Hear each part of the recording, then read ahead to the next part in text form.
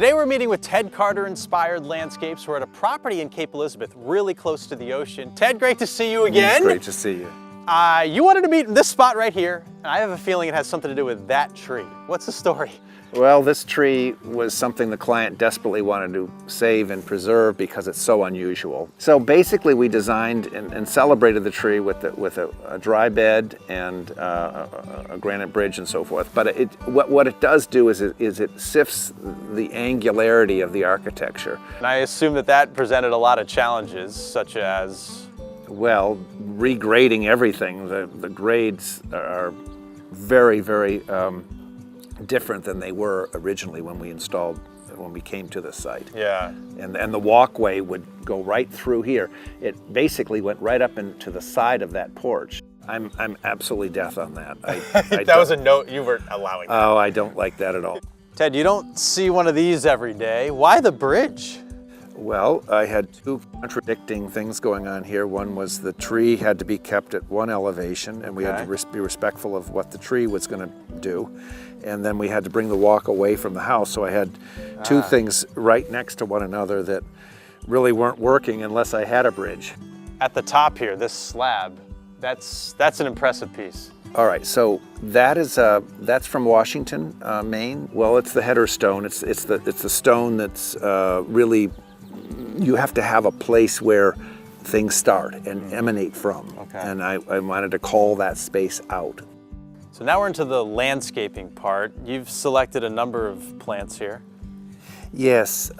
So when I design, I do a bolder presentation. Like I will get a massing going on rather than doing a sort of a helter-skelter. Sure. You know what I'm saying? Yeah. A piece here, a piece there.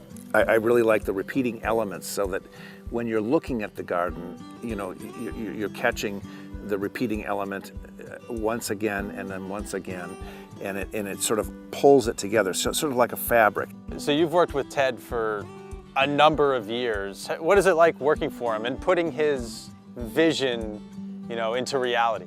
Yeah. So it can be a bit tricky at times, but you know, Ted is very creative and eccentric. Yeah. And I tend to think more logically. Okay. And so with those two energies, you know, we tend to make things happen. So Harry, this was your biggest challenge, this bridge right here, right? Yes.